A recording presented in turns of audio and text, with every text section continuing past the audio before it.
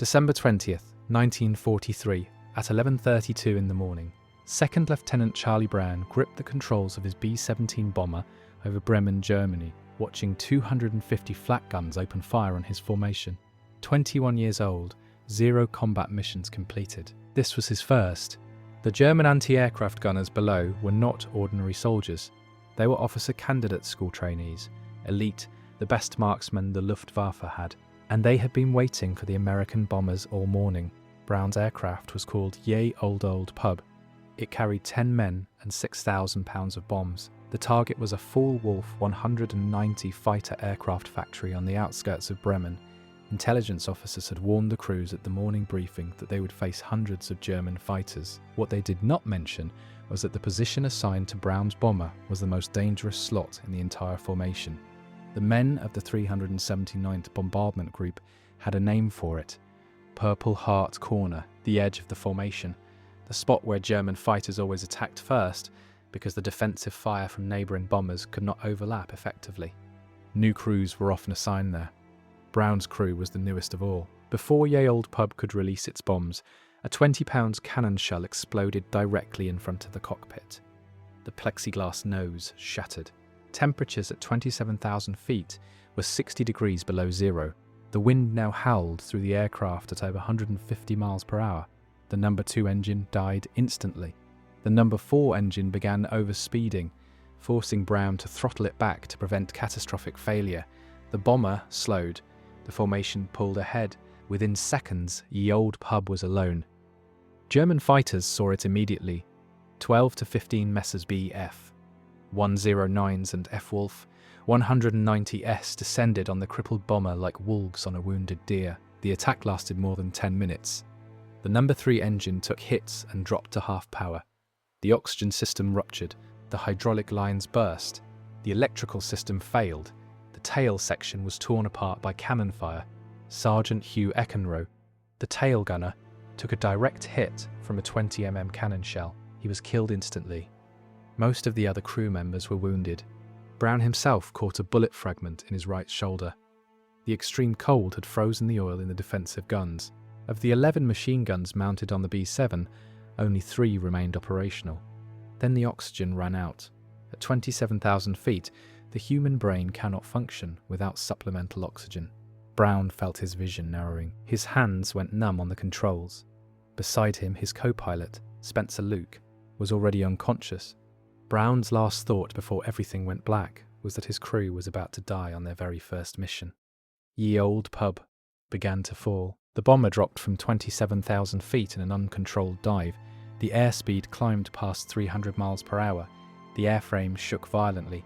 At any moment, the wings could tear off from the stress. But then something happened that defied all logic. At approximately 1,000 feet above the ground, Brown regained consciousness. The thicker air at low altitude had enough oxygen to revive him. He grabbed the controls and pulled back with every ounce of strength he had left. The B-7 levelled out just above the treetops of northern Germany. Brown looked around the cockpit. Blood everywhere. Wounded men everywhere. His tail gunner was dead. His bomber was destroyed, and he had just flown directly over a German fighter airfield. On that airfield, a Luftwaffe pilot named Franz Stigler was refueling his Messerschmitt Bf 109. He had already shot down 2 American bombers that morning. One more kill would earn him the Knight's Cross, one of Germany's highest military honours. He looked up and saw Ye Old Pub limping across the sky at barely 100 feet. If you want to see what Franz Stigler did when he caught up to Brown's dying bomber, please hit that like button. It tells YouTube to share this story with more people, and please subscribe if you have not already. Back to Stigler. Stigler climbed into his fighter. The engine roared to life. Within minutes he was airborne and closing fast on the crippled American bomber. He positioned himself behind the B-7's tail, finger resting on the trigger of his twin machine guns and 20mm cannon. One squeeze, that was all it would take. The Knight's Cross would be his. But what Franz Stigler saw through his gun sight would change everything he believed about war, about honour, and about the enemy he had been taught to hate. Franz Stigler was 28 years old. He had flown 487 combat missions. He had been shot down 17 times. He had bailed out of burning aircraft 6 times and crash-landed damaged planes 11 more. His brother August, also a pilot, had died in 1940 when his Junkers 88 crashed during a night bombing mission over England. The war had taken everything from Stigler, except his skill and his code. Before the war, Stigler had been a commercial pilot for Lufthansa. He had flown passengers across Europe in peace. He had never imagined he would spend years killing men he had never met. But Germany had called and Stigler had answered. By December of 1943, he was one of the most experienced fighter pilots in Jag-Geschwader 27. Now he was closing on the tail of a crippled American bomber with 27 confirmed victories to his name. One more heavy bomber would complete the requirement for the Knight's Cross. The medal would honour not just him, but his dead brother. It would prove that the Stigler family had given everything to Germany. His Messed Bf 109G6 was not in perfect condition. Earlier that morning, during his attack on the first 2 bombers, an American .50 caliber bullet had lodged in his radiator. The engine was at risk of overheating. But Stigler had taken off anyway. The crippled B-17 was too easy a target to ignore. He approached from behind and below the classic attack angle. His finger found the trigger, his gun sight settled on the tail section of the American bomber. And then Franz Stigler saw something that made him lift his finger away from the trigger. The tail gunner's compartment was destroyed. Through the massive holes in the fuselage, Stigler could see the body of a young American slumped over his machine gun. Blood had frozen in long red icicles from the shattered turret. The man was clearly dead. Stigler pulled his fighter alongside the bomber and looked through more holes in the aircraft skin. He saw wounded men trying to help other wounded men. He saw a crewman with blood covering his face. He saw another whose leg had been torn open by shrapnel. He saw the pilot and co-pilot struggling to keep the aircraft in the air. None of them were fighting. None of them could fight. They were just trying to survive. In that moment, Franz Stigler remembered the words of a man named Gustav Rodel. Rodel had been Stigler's commanding officer in North Africa, where Stigler had flown with Jägerföder 27 against the British in the Libyan desert. Rodel was a different kind of German officer. He believed that war had rules. He believed that a fighter pilot's honour came not from how many enemies he killed, but from how he killed them. Rodel had once gathered his pilots and told them something that Stigler never forgot. You are fighter pilots first, last, always. If I ever hear of any of you shooting at a man in a parachute, I will shoot you myself. The meaning was clear. A man in a parachute was defenceless. He could not fight back. Killing him was not combat. It was murder, and murder had no place in the code of a true fighter pilot. Stigler looked again at the shattered bomber beside him. The Americans were not hanging from parachutes, but they might as well have been. They had no working guns. They had no speed. They had no way to defend themselves. Shooting them down would not be a victory. It would be an execution. Stigler felt the weight of the rosary beads in his flight jacket pocket. His mother had wanted him to become a priest. He had chosen to fly instead, but he had never abandoned his faith, and his faith told him that what he was about to do would be a sin. He made his decision. Franz Stigler would not shoot down this bomber. He would not kill these men. He would not earn his Knight's Cross this way. But now he faced a new problem. The American bomber was flying deeper into Germany. It was heading the wrong direction. If Brown continued on this course, he would fly over more German airfields, more anti-aircraft batteries, more fighter squadrons. Someone else would shoot him down. The crew would die anyway. Stigler had spared them, but sparing them was not the same as saving them. The German pilots pulled his Messed alongside the B-7's cockpit. He could see the American pilot staring at him through the shattered window. The young man's face was covered in blood. His eyes were filled with terror. He clearly expected to die in the next few seconds. Stigler raised his hand. He pointed down toward the ground. He was trying to tell the American to land at a German airfield and surrender. It was the only way the crew would survive.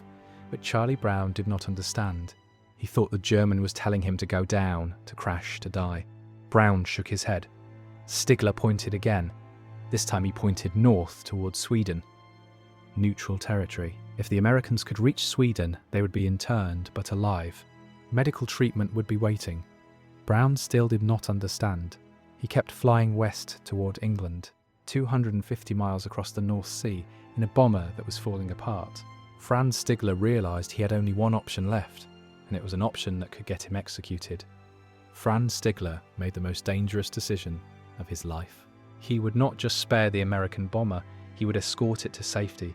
In Nazi Germany, this was treason. A German pilot who allowed an enemy aircraft to escape faced court-martial.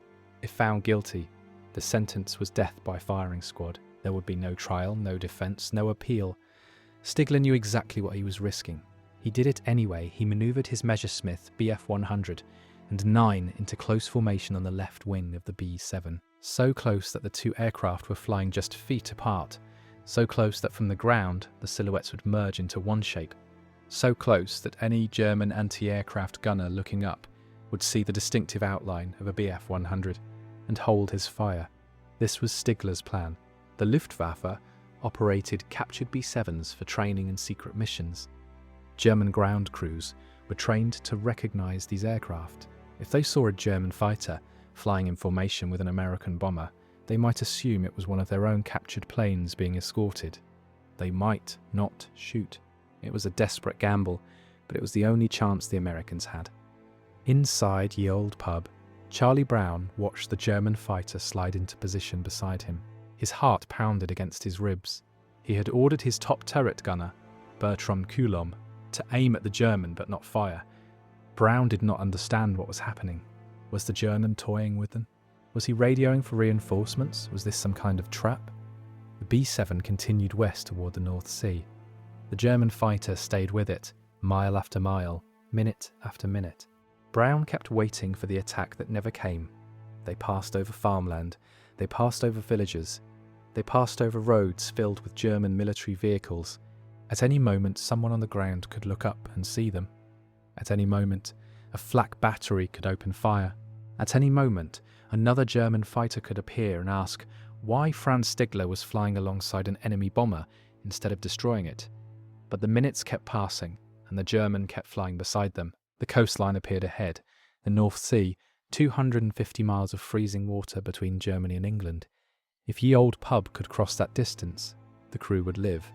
If the engines failed over the open ocean, they would die. But first they had to pass the coastal defences. The German Atlantic wall stretched along the entire coastline of occupied Europe. Anti-aircraft batteries, radar stations, observer posts. Every mile of beach was watched. Every aircraft that crossed the coast was tracked and identified. An American bomber flying low and slow toward England would be an easy target. Stigler stayed in formation. He flew so close to the B-7 that his wingtip nearly touched the bomber's fuselage. He was daring the anti-aircraft gunners to fire. If they shot at the B-7, they would hit him too. If they recognized his aircraft, they would hold their fire. The gamble worked. The coastal batteries did not shoot. The radar stations tracked two aircraft flying in formation and assumed they were friendly. Ye Olde Pub crossed over the beach and headed out over the grey waters of the North Sea. Franz Stigler had done it. He had escorted an enemy bomber through the most heavily defended airspace in Europe. He had saved 9 American lives. But Stigler could not follow them to England. His fuel was running low.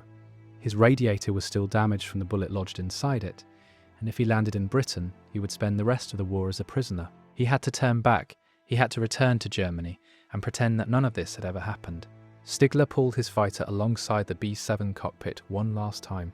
Charlie Brown was staring at him through the shattered window. Their eyes met. 2 young men from opposite sides of a terrible war, separated by a few feet of frozen air. Stigler raised his hand to his forehead. He saluted the American pilot. Then he banked his measures to the left and disappeared into the grey sky, heading back toward Germany. Brown watched him go. He still did not understand what had just happened. He did not know the German's name. He did not know why he had been spared. All he knew was that a man who should have killed him had chosen to let him live. But Charlie Brown's ordeal was not over. He was now 250 miles from England in an aircraft that was barely flying. 3 engines were damaged. The 4th was unreliable. The hydraulic system was destroyed. The crew had no oxygen, no heat, no working radio. 1 man was dead. 6 more were wounded. The morphine syringes had frozen solid and were useless for treating their injuries. And the North Sea in December was one of the most unforgiving bodies of water on Earth. Charlie Brown flew his dying bomber into the grey void of the North Sea. Below him, waves churned in the December cold. The water temperature was barely above freezing. If Ye Olde Pub went down, the crew would survive no more than a few minutes before hypothermia killed them. The number 2 engine was dead. The number 3 engine was producing half power. The number 4 engine kept surging and fading unpredictably. Only the number 1 engine was running at full capacity. Brown needed at least 2 good engines to maintain altitude. He was flying on 1.5. The airspeed indicator showed 140 miles per hour, dangerously slow. Any slower and the bomber would stall and fall into the sea. Brown pushed the throttles forward, trying to coax more power from his damaged engines. The aircraft shuttered but held steady. Behind him, his crew was fighting to stay alive. The waist gunner, Alex Yelisenko, had taken shrapnel in his leg. The wound was severe. Without proper medical treatment, he would bleed to death, but the morphine syringes were frozen. The medical kit was useless. All his crewmates could do was apply pressure and hope. The bull turret gunner, Sam Blackford, had lost feeling in his feet. The electrical heating wires in his flight suit had shorted out during the attack. Frostbite was setting in. If he did not get warm soon, he would lose his toes, maybe his feet. The radio operator, Richard Pashut, had taken a cannon shell fragment to his eye. He could barely see, but he kept working, trying to repair the damaged radio equipment so they could call for help. Every few minutes, he would tap out a distress signal. No response ever came. In the tail section, Hugh Eckenroe's body remained where he had died. There was no way to move him. There was no time to mourn him. The living had to focus on staying alive. Brown calculated the distance in his head. 250 miles at 140 miles per hour. Nearly 2 hours of flight time, 2 hours in an aircraft that could fall apart at any moment. 2 hours over water so cold it would kill them in minutes. He did not know if they would make it, but he knew they had to try. Mile after mile, the B-7 limped westward. The engines coughed and sputtered. The airframe groaned under the stress of holding together. Brown's hands ached from gripping the controls. His shoulder throbbed where the bullet fragment had hit him, but he did not let go. He could not let go. 9 lives depended on him. After what felt like an eternity, the coast of England appeared on the horizon. Brown had never seen anything more beautiful in his life. Green fields, grey cliffs, home. But Ye Old Pub was too damaged to reach its home base at Araf Kimolton.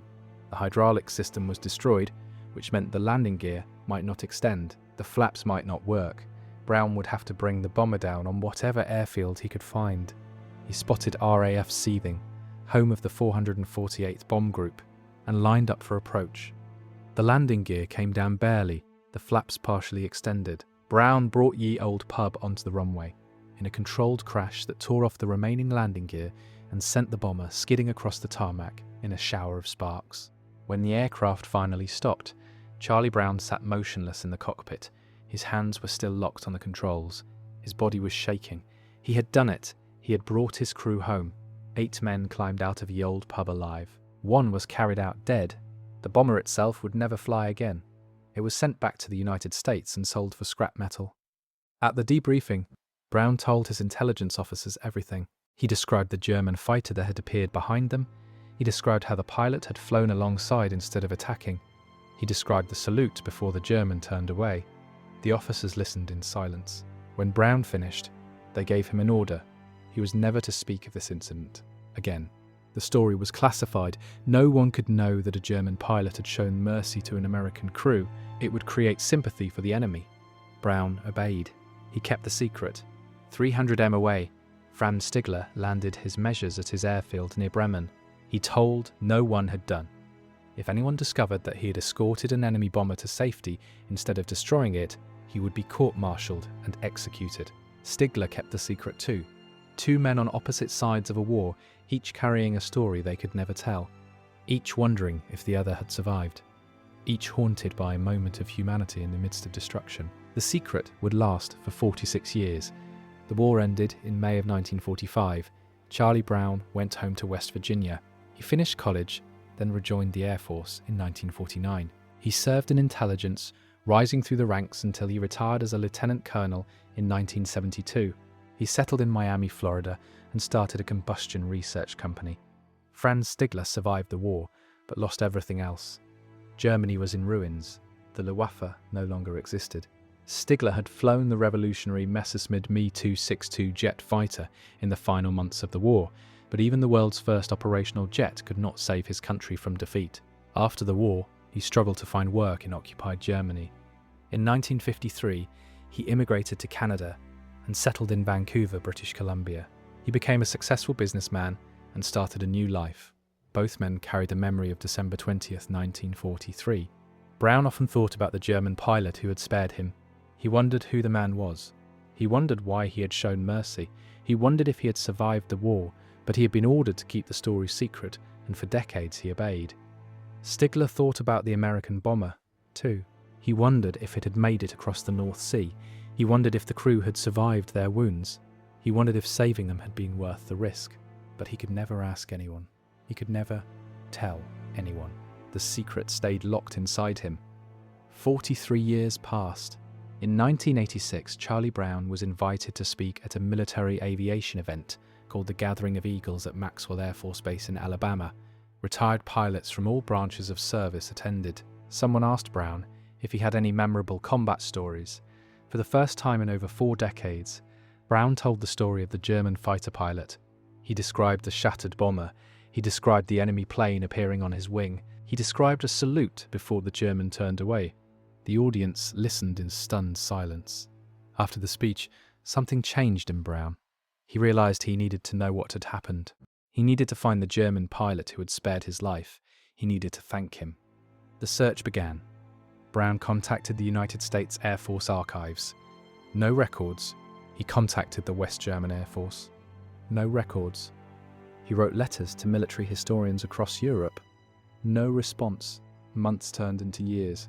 Every lead went cold. The German pilot seemed to have vanished into history. By 1989, Brown was running out of options. He had spent 4 years searching with nothing to show for it. His friends told him to give up. The pilot was probably dead. Even if he was alive, finding one man among millions of German veterans was impossible. But Brown refused to quit. He wrote one final letter. This time he sent it to a newsletter of former Luftwaffe pilots called Jagerblot. He described the encounter in detail.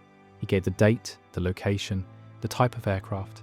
He asked if anyone knew who the German pilot might have been.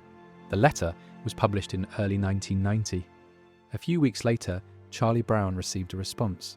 The envelope had a Canadian postmark. Inside was a single sheet of paper covered in careful handwriting. The letter began with 3 words that changed everything. I was the one. Franz Stigler had read the newsletter. He had recognized the story immediately. After 46 years of silence, he had finally learned that the American bomber had made it home. The crew had survived. His decision to spare them had not been in vain. Brown read the letter with tears streaming down his face. Stigler described his aircraft. He described the escort over the coast. He described the salute. Every detail matched Brown's memory exactly. There was no doubt this was the man who had saved his life. Brown called directory assistance for Vancouver, British Columbia. He asked for a number for Franz Stigler. The operator found it. Brown dialed with trembling hands. A voice answered, an old man with a German accent. Brown identified himself. There was a long pause on the other end of the line. Then Franz Stigler began to cry. The 2 men talked for hours. They discovered that they had been living less than 200 m apart for decades. Stigler in Vancouver, Brown in Seattle before he moved to Miami. They had been neighbours and never known it. They agreed to meet in person that summer in a hotel lobby in Florida. 2 enemies from a war that had ended half a century ago. 2 old men who had carried the same secret for 46 years. Finally about to see each other face to face. On a summer day in 1990, Charlie Brown walked into a hotel lobby in Florida. He was 67 years old. His hair had turned grey. His body carried the scars of a war that had ended 45 years ago, but his heart was pounding like he was 21 again.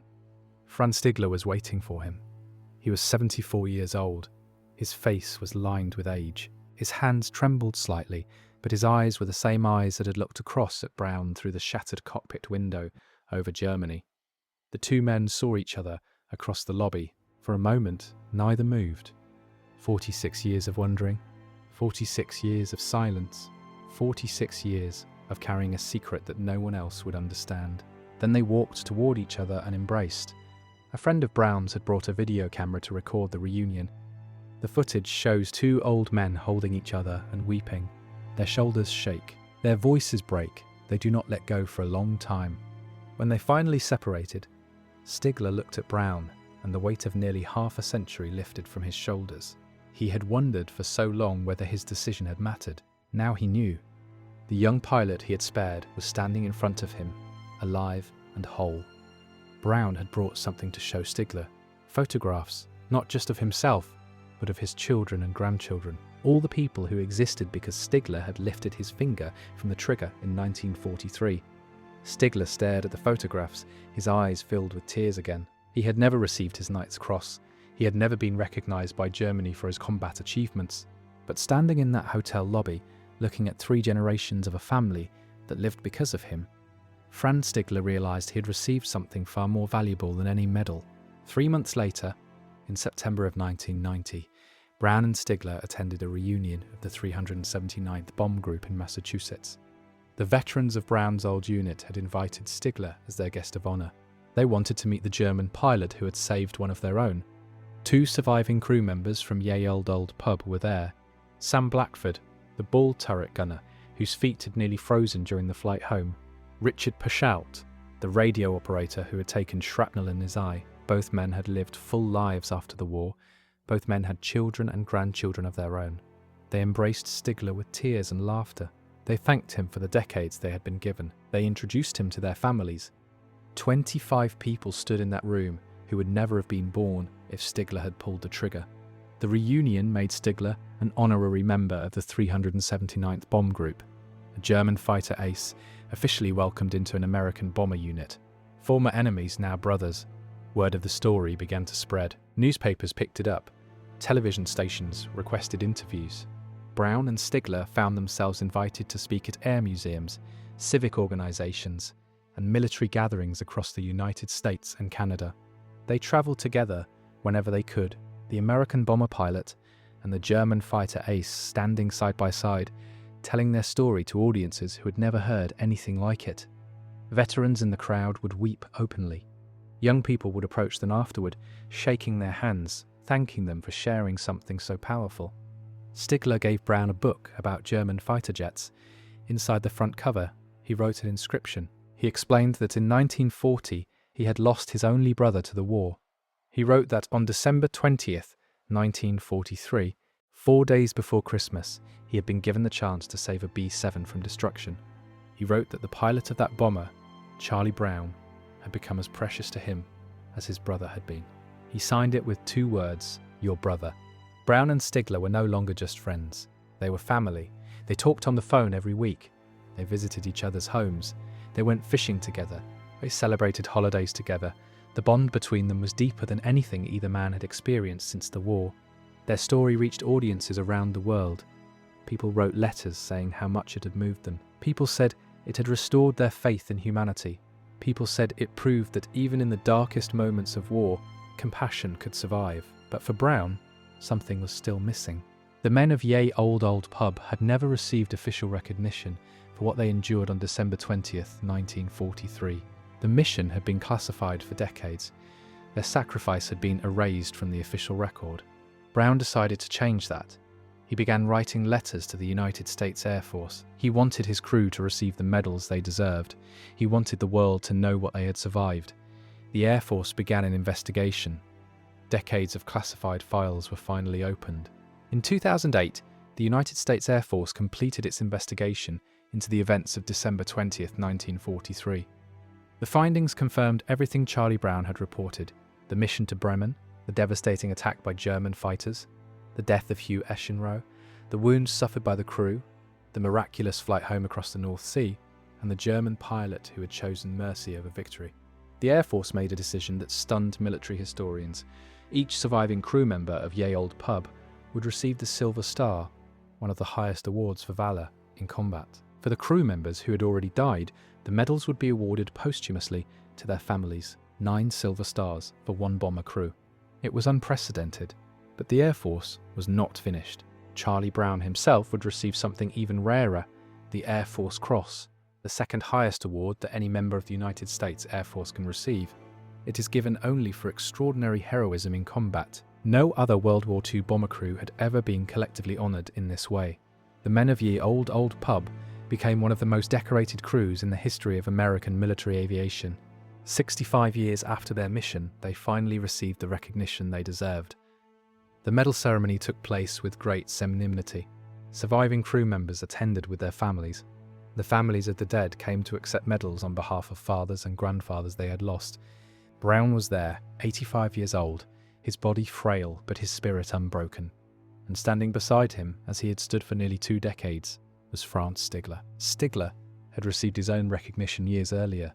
In 1993, the Combatants Federation of Europe had presented him with the Star of Peace. The award honoured soldiers who had demonstrated exceptional humanity during wartime. Stigler was one of only a handful of German veterans ever to receive it. But Stigler always insisted that he did not deserve special praise. He had simply done what any honourable man would do. He had refused to murder defenceless men. He had followed a code that valued human life over military glory. He had answered what he called a higher call. The story of Brown and Stigler reached millions of people around the world. Journalists wrote about them in newspapers and magazines. Television programmes featured their reunion. Documentary filmmakers interviewed them about their experience. In 2012, author Adam Makos published a book about their story. He called it A Higher Call. The title came from Stigler's own words about why he had spared the American bomber. Makos had spent years interviewing both men, travelling to the locations where the events had taken place, and researching military archives in the United States and Germany. The book became a New York Times bestseller. Readers were captivated by the story of 2 enemies who became brothers. Military historians praised the meticulous research. Veterans said it captured something essential about the nature of war and the choices men make within it. In 2014, a Swedish heavy metal band called Sabaton released a song about the incident. They called it No Bullets Fly. The song reached audiences who had never heard of Brown or Stigler. Young people around the world learned about the German pilot who had refused to kill and the American pilot who had spent 46 years searching for him. In 2019, a surviving B-17 bomber, operated by the Erickson Aircraft Collection in Oregon, was repainted in the colours and markings of Ye Old Pub. The restored aircraft flew at air shows across the United States, keeping the memory of the original crew alive for new generations. The legacy of December 20th, 1943 had grown far beyond anything Brown or Stigler could have imagined. Their story had become a symbol of something larger than themselves. It proved that even in total war, even when nations demanded absolute hatred of the enemy, individual human beings could choose a different path. Franz Stigler had given up his Knight's Cross to save 9 American lives. In return, he had received something that no medal could represent. He had received a brother, a family, a legacy that would outlive him by generations. But by 2008, both men were growing old. Stigler was 92, Brown was 87. They had been given 18 years of friendship since their reunion, 18 years of phone calls, visits, and shared memories, 18 years that neither man had ever expected to have. Time was running out, and both of them knew it. Franz Stigler died on March 22, 2008. He was 92 years old. He passed away in Vancouver, British Columbia, the country that had given him a second life after the war. His body was cremated according to his wishes. Charlie Brown received the news in Florida. The man who had become his brother was gone. After 18 years of friendship, after hundreds of phone calls, after all the reunions and speaking tours and shared memories, Stigler had finally slipped away. Brown was devastated, but he was also at peace. He knew that Stigler had died knowing the truth. The B-17 had made it home. The crew had survived. The decision he made over Germany in 1943 had mattered. His act of mercy had rippled across generations. 8 months later, on November 24, 2008, Charlie Brown died in Miami. He was 87 years old. The 2 men who had met as enemies over the skies of Germany, who had become brothers across the divide of war, who had spent the last years of their lives telling their story to the world, were finally reunited. They had died the same year, just 8 months apart, as if one could not bear to live too long without the other. The legacy they left behind continued to grow. The book, A Higher Call, remained in print, introducing new readers to their story every year. The song No Bullets Fly brought their names to audiences who had never studied World War II. The restored Ye Old Pub flew at air shows across America, carrying their memory into the sky.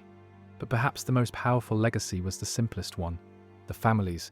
Hugh Echenroe, the tail gunner who died over Bremen, had a grandniece who never forgot him. She tracked down a lithograph of Ye Old Pub and Stigler's messes from a German auction house and gave it to her father. For decades, the family had wondered what had happened to their uncle. The descendants of the surviving crew members numbered in the dozens. Children, grandchildren, great-grandchildren, teachers, doctors, soldiers, artists. Every single one of them owed their existence to a German pilot who chose not to pull the trigger. At the reunions, when Stigler met these families, he was always overwhelmed. He had never expected to see the consequences of his choice laid out so clearly. A wall of faces, a crowd of lives, all because he had remembered the words of Gustav Rodel. All because he had refused to shoot men who could not fight back. Stigler once wrote a note to Brown that captured everything he felt. He explained that he had lost his only brother in 1940. He wrote that on December 20th, 1943, he had been given the chance to save a B-17 from destruction. He wrote that Charlie Brown had become as precious to him as his brother had been. He signed the note with 2 words: "Your brother, Franz." The story of Charlie Brown and Franz Stigler is not a story about war. It is a story about what survives when war is over. It is a story about honour that transcends nationality. It is a story about mercy that echoes across generations. 2 young men met in the sky over Germany in 1943. One had every reason to kill, the other had no way to survive. And in that moment, something happened that neither man could explain, something that defied orders, defied hatred, defied everything the war demanded of them. Franz Stigler answered a higher call, and Charlie Brown spent the rest of his life grateful that he did. If this story moved you the way it moved us, do me a favour. Hit that like button. Every single like tells YouTube to show this story to more people. Hit subscribe and turn on notifications. We are rescuing forgotten stories from dusty archives every single day. Stories about pilots who saved lives with mercy and honour. Real people, real heroism. Drop a comment right now and tell us where you are watching from.